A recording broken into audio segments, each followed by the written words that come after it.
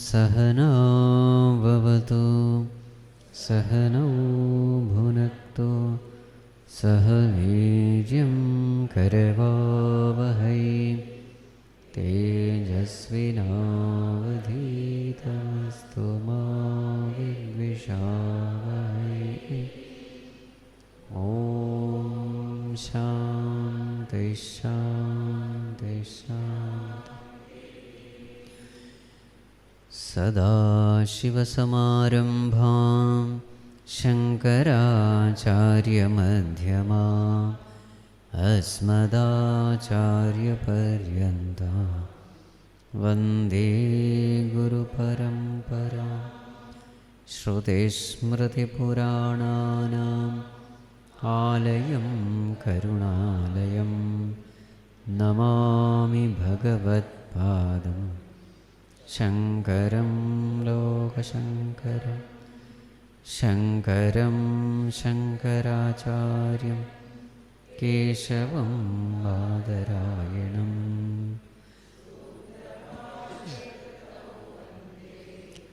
भगवन्तौ पुनः पुनः समस्तजनकल्याणे निरतं करुणामयं नमामि चिन्मयं देवं सद्गुरुं ब्रह्मविद्वरं सद्गुरुं ब्रह्मविद्वरम्। विदिताखिलशास्त्रसुधा जलधे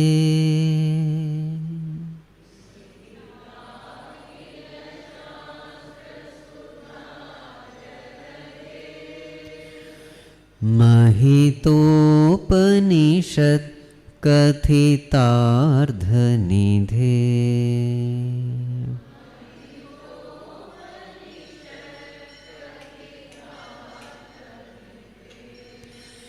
हृदये कलये विमलं चरणम्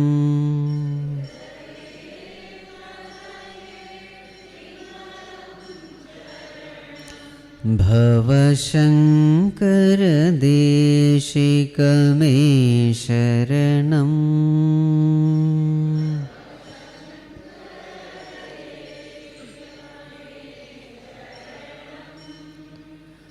भवशङ्कर देशिकमे शरणम्।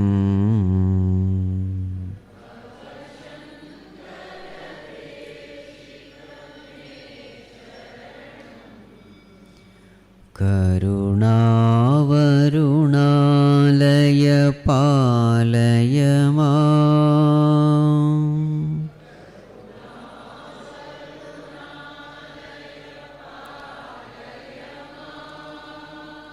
भवसागर दुःखविदून हृदम्।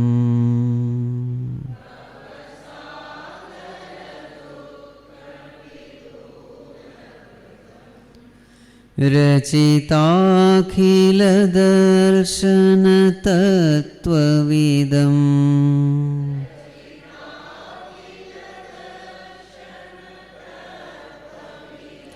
Together. भवशङ्कर देशिकमे शरणम्। भवशङ्कर देशिक भवता जनता सुहिता भविता।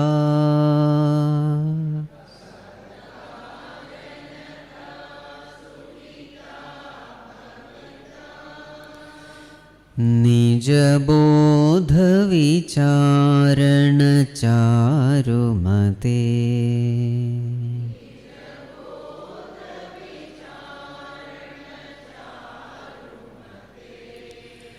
कलयेश्वर जीव विवेकविदम्।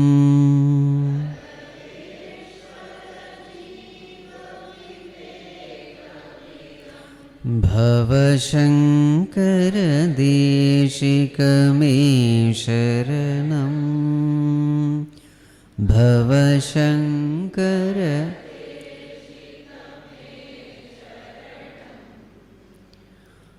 भव एव भवानिति मे नितराम्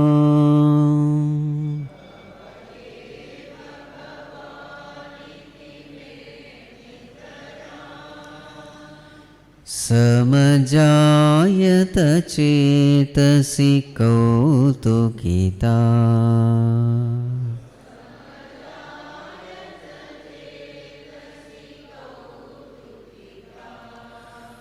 मम वारय मोहमहाजलधिम्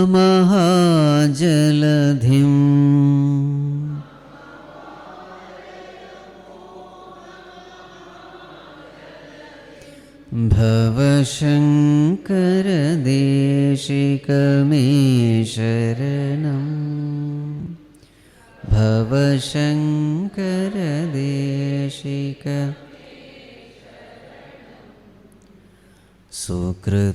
सुकृतेऽधिकृते बहुधा भवतो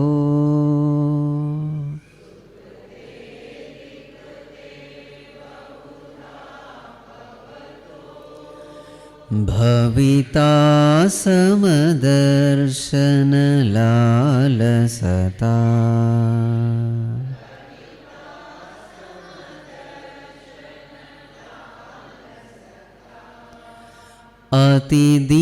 अतिदीनमिमं परिपालय माम्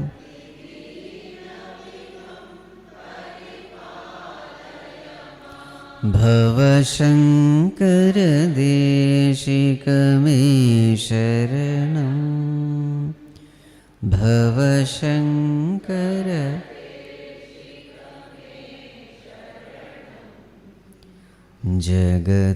जगतीमवितुं कलिता कृतयो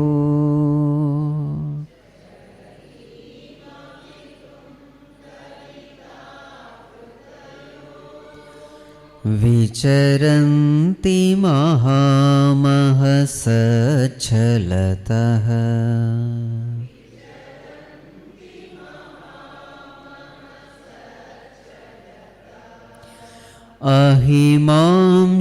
अहिमांशुरिवात्र विभासि गुरो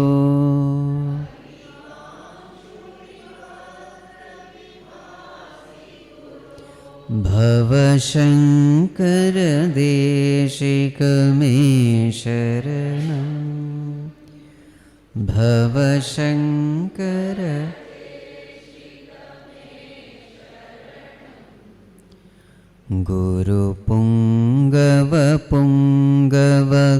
गुरुपुङ्गवपुङ्गवकेतनते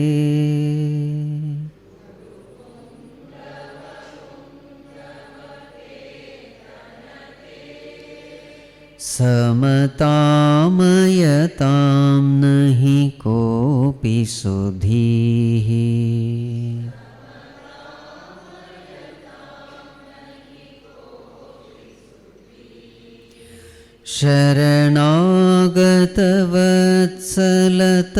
शरणागतवत्सलतत्त्वनिधे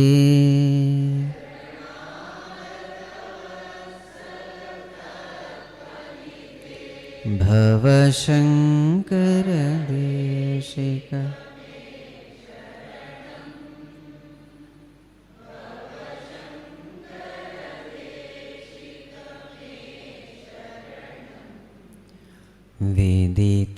विदितानमया विशदैककला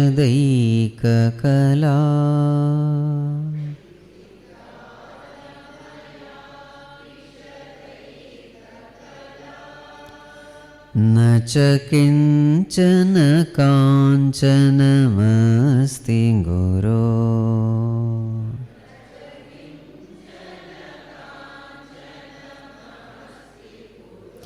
द्रुतमेव विधेहि कृपां सहजाम्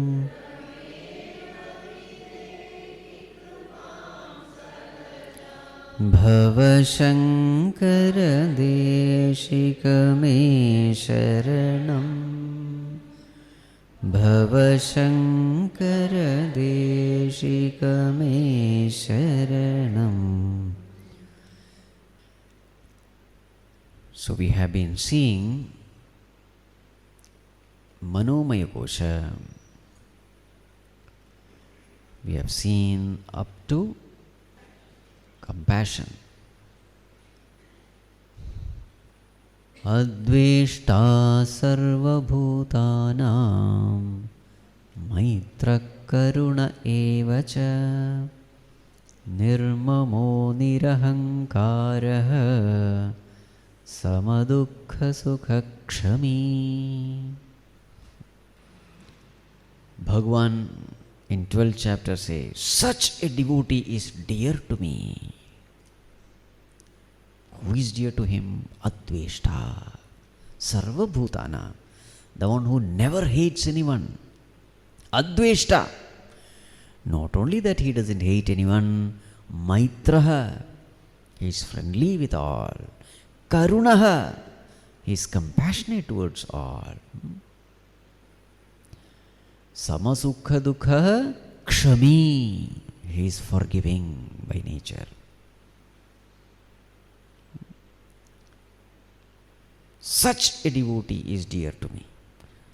So in Bhagavad Gītā, in the 12th chapter, Bhagavan says, what kind of devotee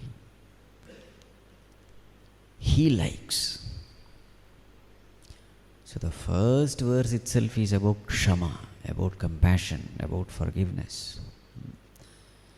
So if we want to be a beloved of God, we have to cultivate this virtue, right? The next one is confession. In life, the life is designed, the world is designed in such a way that we learn only by committing mistakes. There is no other way. A child learns walking. How? Not that directly from the womb, left, right, he comes out. No. He comes out crying only. Right? Every step he has to learn. First he is lying on the back. Then a great learning happens. Flip. Isn't it? Lying on the chest. Great achievement. He celebrates. If you see the child celebrating that achievement. Then lifting itself up. Then sitting. Then standing. Everything is an achievement. And then finally walking. In this process, how many times the child has to fall? Huh? Isn't it? How many times? So in the same way, in life also, we have to fall many times. We commit mistakes umpteen number of times. So then what should be our attitude? Our attitude should be, let us not justify our mistakes. When mistakes have happened, let us admit it. The first step in growing out of any mistake is to admit it, to accept it. Any weakness also, any addiction also, this is the way. The first step is admit. Yes. Remember, the ego will not allow. What will the ego do? It will justify it. Recognize the hand of the ego when you are justifying your mistakes, your shortcomings. If you justify it, you will never come out of that particular weakness. Right? Whenever the ego rules, it will just show you the opposite direction. It will never tell you to become humble. See? Opposite of humility is the path shown by the ego. Gratitude, it will never bow down. Never say that I am grateful. No. See? Ego's ways are all opposite ways. Forgiveness, it will never ask forgiveness. Compassion, it never understands the language of compassion. What is compassion? What is, hey! He doesn't know the joy of forgiving, it only knows the joy of revenge. When somebody has harmed us, give him two. Then there is a joy. That is real joy. The joy of revenge. You see? So always the ego shows us the wrong path. The path towards suffering, misery, limitation. The path towards transmigration. So if you live your life making your ego as the ruler, as your driver, as your king, then there is no hope. So, confession. We also have to understand that which is right today may later on appear wrong as we evolve. This is also a very important lesson to be learned. There is nothing called absolute right, always right. No. As we evolve, at that particular point, something appears to be right. At that time, do that only.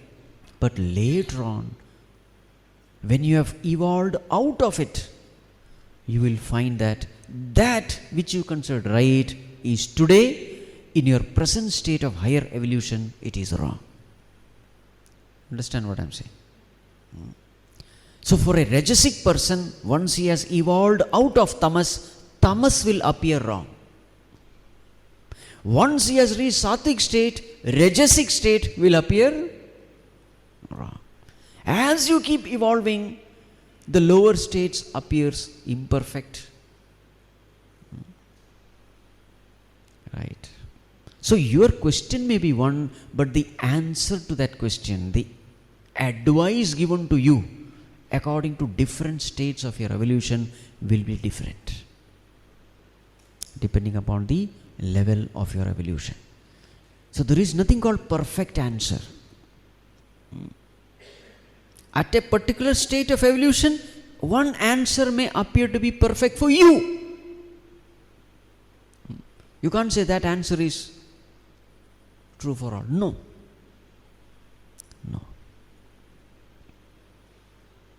So while giving advice also, you have to be very, very careful. What is that person? Where is that person? At what state is that person? What is the level of evolution that person is in? You have to understand. Then only you can give the advice.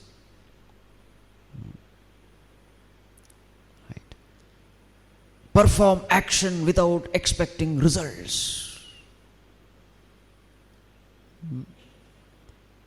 Don't give this advice to a person who is working hard with lot of ambitions, lot of desires. What are you doing? You are destroying that person. That person has just graduated from the level of tamas. Earlier he was a lazy person.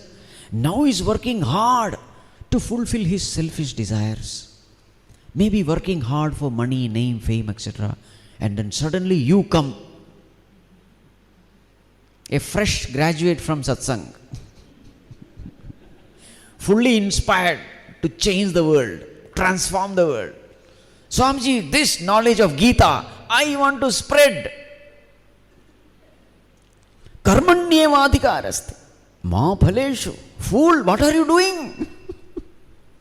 Perform action, not for results. You understand? Such immature satsangis have done lot of destructive activities in the name of spirituality. Today, if spirituality has got bad name, There are so many people who are allergic to spirituality, They cannot be blamed. It is these satsangis, immature satsangis, who have not done their mananam properly, reflection properly. They have received something, they got inspiration, and now they are spreading the message of Gītā. I want to become a guru also. Right?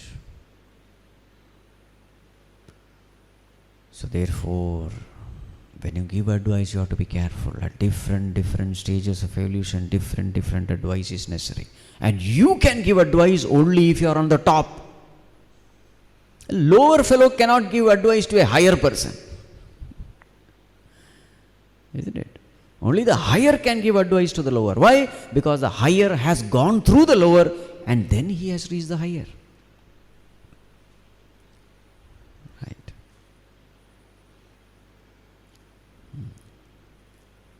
Okay, so point is here is this.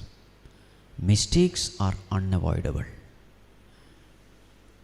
Mistakes are unavoidable. Everyone has to commit mistakes and then only evolve. But then every time a mistake is committed, once you recognize that there is something I have done wrong, immediately confess, don't justify. A seeker of truth must have an open-mindedness, a readiness to say, I am sorry, I was wrong. You are right, I was wrong. This is called open-mindedness. Only such a person will grow. People who say, I alone am right, my understanding alone is right, they don't grow. They don't grow. They are stuck. So what happens when you confess? Again you see your heart. The moment you admit your mistake, there is a joy.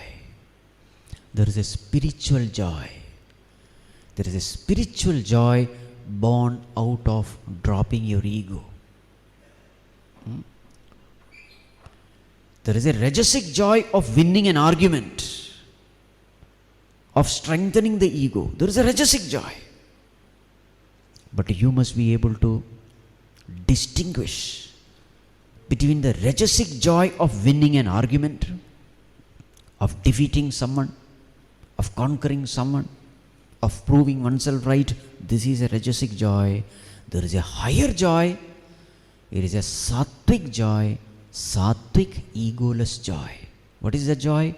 The joy of self-effacement, the joy of egolessness. They are all different kinds of joy, but one joy is more fulfilling than the other joy. Remember, they are all part of Anandamaya kosha only.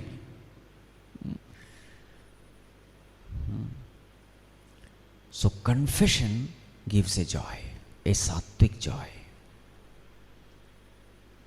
So as you progress in the path of spirituality, you are able to distinguish between these different joys. Tamasic joy, rajasic joy, and sattvic joy. A person who is not able to recognize sattvic joy, for him, what is the only option? Be happy with rajasic joy. Don't tell him about sattvic joy because he is not fit enough. Don't say, drop this rajasic joy, go for sattvic. He doesn't know. He is not evolved. So compared to tamasic joy, rajasic joy is always better. Because he is doing something, working hard, creating something. A tamasic fellow is lazy. He is not a contributor. A rajasic person is a contributor. Maybe he is desiring name, fame, etc. No problem, give him that. Appreciate him. Pat on his back. Very good. You have done something great. He becomes very happy. You see? You must know. All these great medals, etc., on the chest of these army people. Why do you think all these medals are given? It is a kind of recognition, appreciation. Because they are all the people working at the ego level. When the ego is boosted, they are happy. Because Kshatriya they are rajasic. Rajas is predominant. So how to inspire them? You must inspire them not through karma yoga, but through karma, because they are generally karmis. Who are karmis? Karmis are the people who get joy from appreciation, from recognition. So understanding the level of the people, you have to deal with them. You have to inspire them. A person who is sattvic, for him a different type of advice has to be given. Right. Okay. So this is about confession. Don't justify your mistakes. Then you are, if you justify, that tendency to justify itself should be an alarm for you. What is the alarm? Tendency to justify. Tendency to argue and win. Tendency to prove that I am right. What does that tendency show? In the heart, it is not the Lord who is ruling, it is the ego who is ruling. You see, a spiritual seeker has to be always alert. Your speech, your actions, it will have a flavor of who is ruling the heart. Right. So this is called alertness. This is called vigilance. And this is the highest tapas. Who says? Ramana Maharshi. Ahamapetakam nijavibhanakam mahadidam tapo ramanavagiyam. Mahad idam tapas. This is the greatest tapas. What is the greatest tapas? Not standing on one leg, looking at the hot sun, hands raised, standing on one toe, piercing your body with all sharp kind of things, not eating, not sleeping. No. Torturing the body is not considered the highest tapas. What is the highest tapas then? Aham apetakam. Dropping the ego. Dropping the ego is the highest tapas. Allowing the Lord to rule you. Nija vibhanakam. May all your actions be guided by the divine.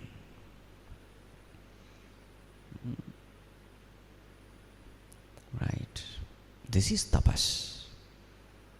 So every time I come to know, oh, my ego is coming up, immediately you give one. Puncture the fellow. Never allow him to bloat. This is highest tapas. You see?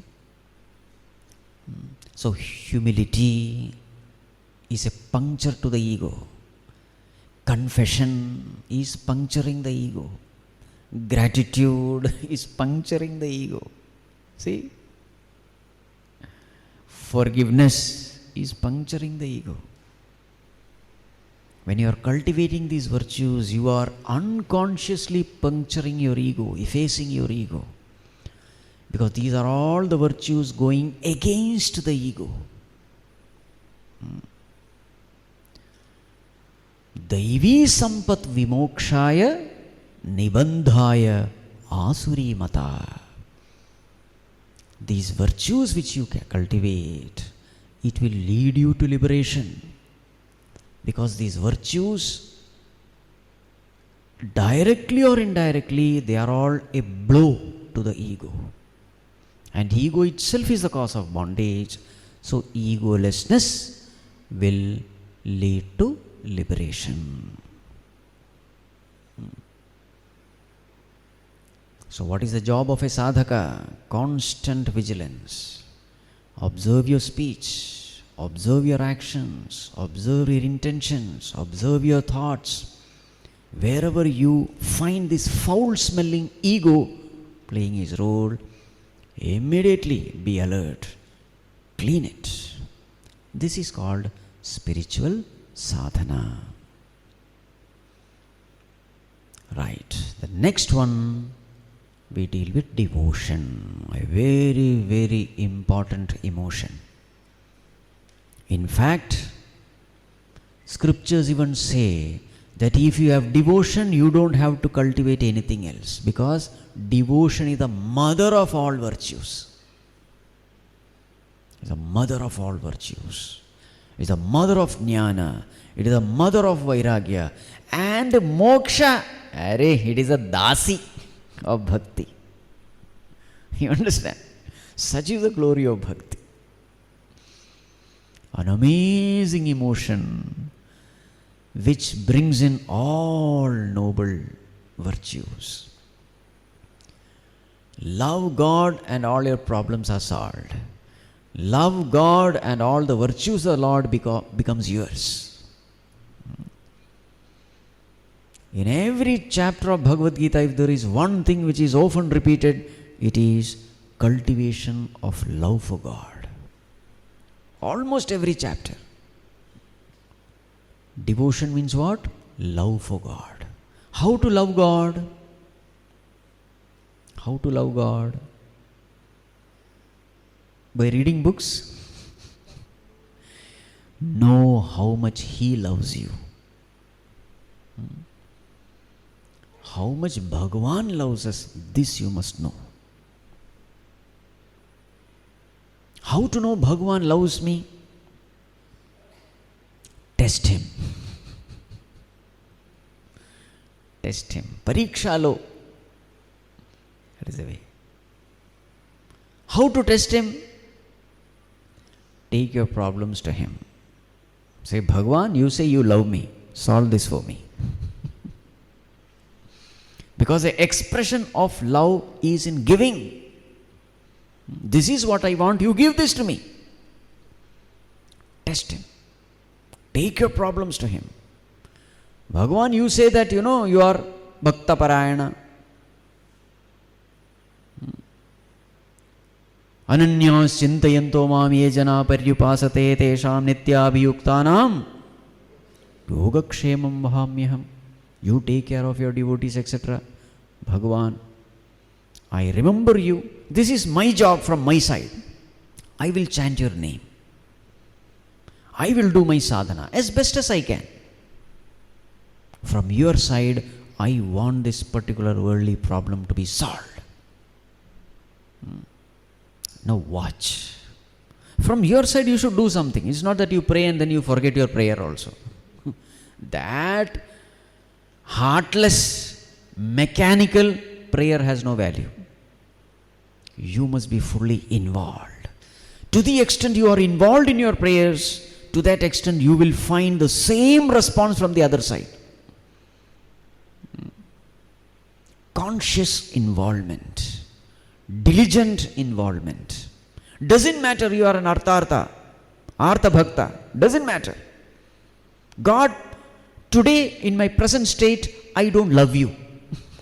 You are a stranger to me. Let me be frank. I am asking something from you because others are saying that if you ask, you will get it. Today, Bhagavan, I am a lover of the world, not you. Today, you are a means, world is the goal for me. Accept. This is where I am. I have come to you to beg. I have some worldly problems, solve this for me. And if you don't solve, then I am going to renounce you. What is the use of praying to someone who doesn't even respond? This should be your attitude. And then you do your work. Do japa. Bhagavan, I will do this japa for this much time, for this result. Bhagavan, I will do this upavas. You see, every tapas must have some kind of pain, some kind of struggle, some kind of exertion, some kind of sacrifice. When you are doing that tapas, you must know. No? In Ramanashramam, they walk 14 kilometers, sometimes without even wearing chappals also. That is called as tapas. For the sake of the Lord, I do something. Sincerely I do. And when you do this kind of, tapas, with a particular intention, you are an Artha Bhakta or an Artharthi Bhakta, you want something from God, mysteriously things will happen and you will get what you want. It's a promise of the Lord. Macchitta sarvadurgani mat prasadat tarishyasi. By my grace you will get what you want. You will overcome all your obstacles. I will help you to get what you want. This is a promise of the Lord. Name bhaktah pranashyati. Sakrideva prapannaya tavasmiti cha yachate abhayam sarvabhutebhyo dadami etat vratam mama. Even once if a person says, Bhagavan, I am yours, I take a vow that I will protect him. I will protect him as my own life. This is the promise of the Lord, made in Valmiki Ramayana. Bhagavan says this. See? So therefore, ball is in whose court? Our court. You have to take the initiative. You have to allow the Lord into your life. He can't enter into your life. You have to allow him. He can only wait outside, knocking the door. You are the one who has to open the door. Give an entry to that Lord into your heart, just like Arjuna did. Bhagavan, you sit as the charioteer. You drive the chariot. Make Bhagavan your charioteer. Then you will be amazed. Whatever you need, it starts coming to you. Don't leave him. Sarva dharman parityajya mam ekam sharanam vraja. I alone am enough. But Swamiji, there are so many devatas. Ganapati, Hanuman, this, that. There is only one. You can worship in different forms, but there is only one God. In whichever form you may worship. So don't get confused by seeing so many gods. Hold on to one. That's enough. Ramakrishna held on to Kali. Meera held on to Krishna.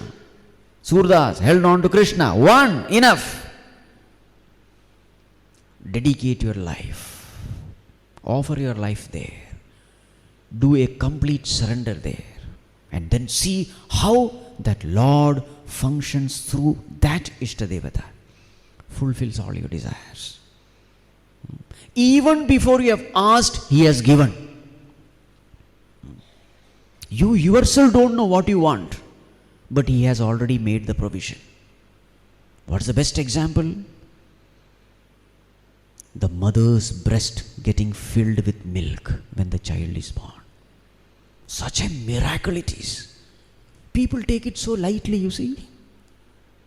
What a miracle it is. A child is born. This child is not able to digest any food in the whole world. Mother herself doesn't know what to feed this child.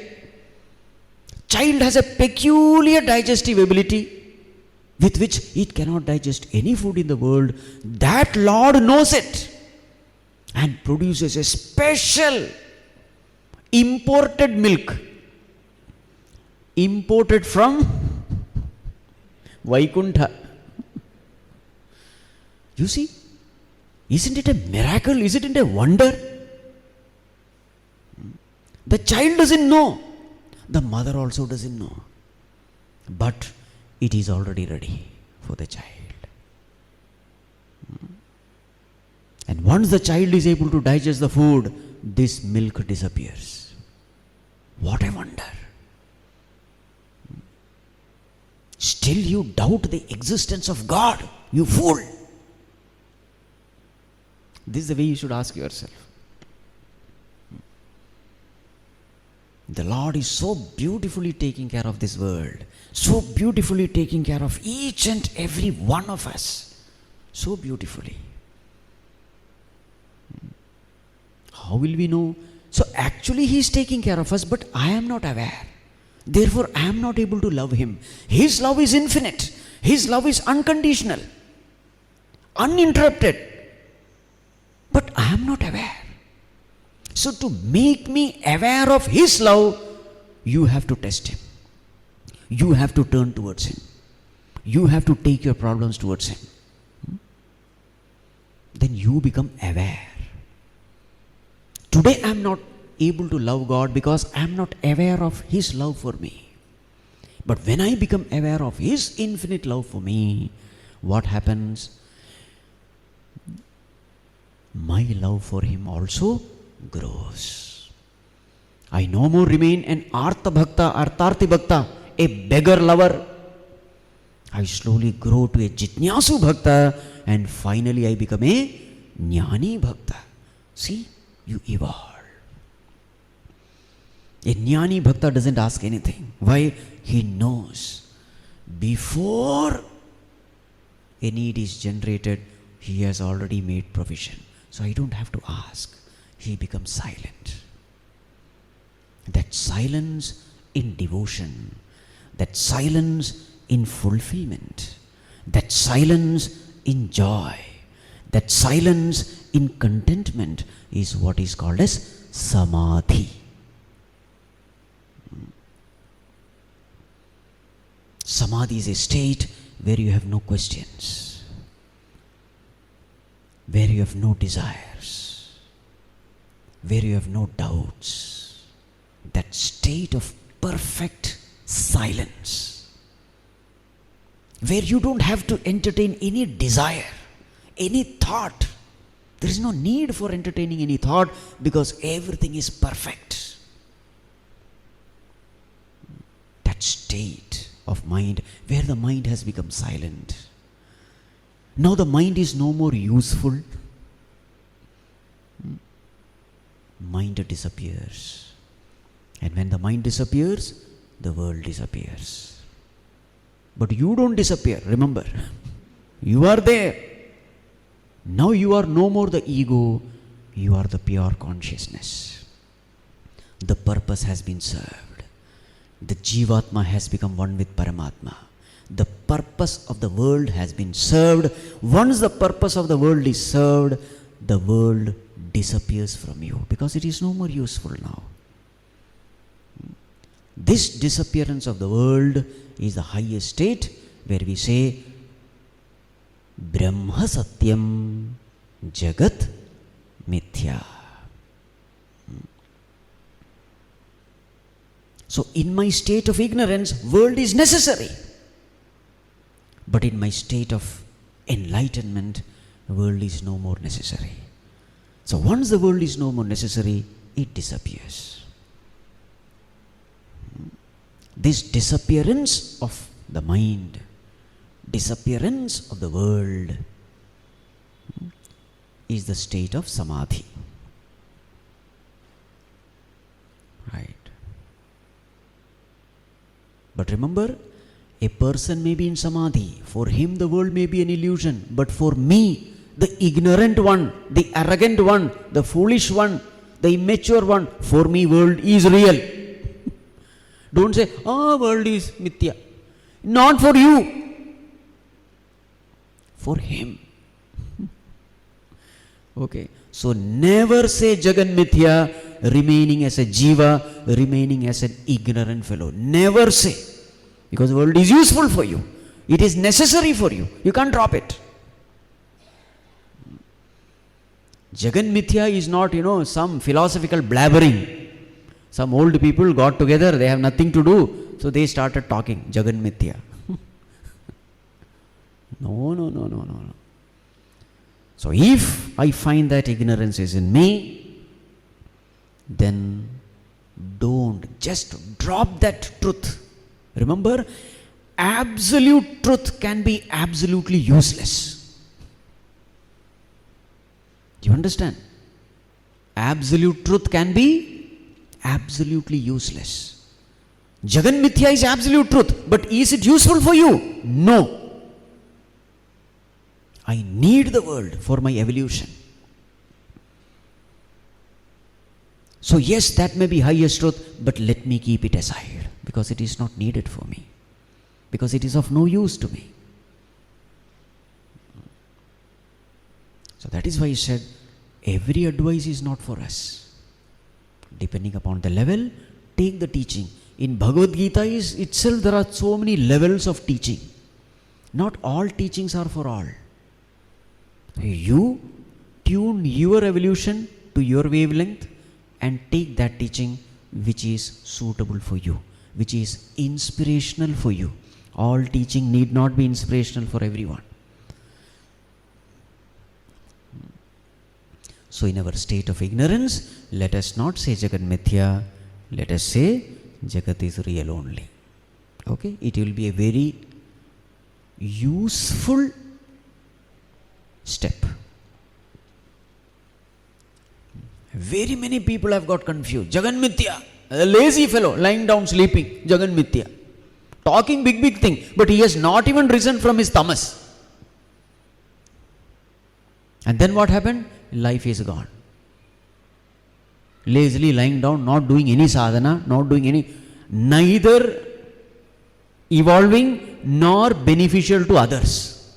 A burden in the society, a leech in the society. Vedanta has created many such leeches because the teaching has been misunderstood, wrongly applied. You have to be very careful with all this. So some of the statements are very dangerous. Right. So we are talking of devotion.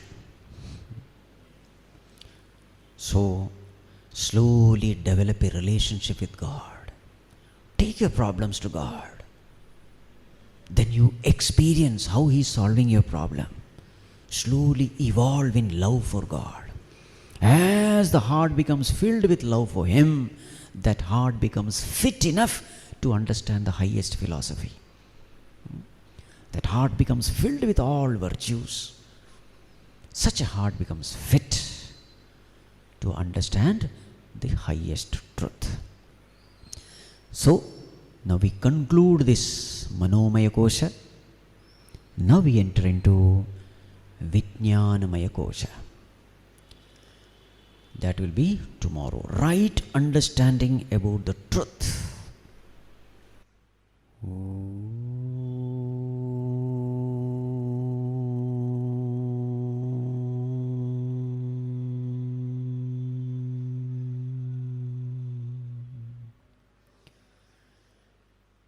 Sarve bhavantu sukhinah, sarve santu niramayaha, sarve bhadrani pashyantu, ma kaschit dukkha bhag bhave, asato ma sadgamaya, tamaso ma jyotirgamaya, mrityorma amritam gamaya.